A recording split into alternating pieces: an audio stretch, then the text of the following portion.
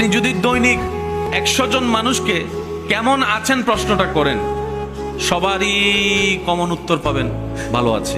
সবাই উত্তরে কি বলে? আসলে কি ভালো আছে? আমি শুনি নাই আওয়াজটা। আসলে কি ভালো আছে?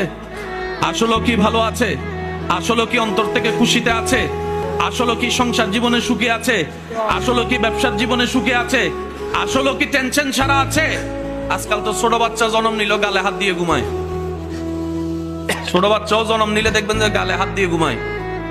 তার হাতে যেন গালে গিয়ে প্রমাণ করে দেয় টেনশনের দুনিয়ায় এসে আমি চলেই আসছি। সবাই সুখে থাকতে চায়, সবাই শান্তিতে বাঁচতে চায়, দাবি সবাই করে, খুঁজেও সবাই। আছে কয়জন?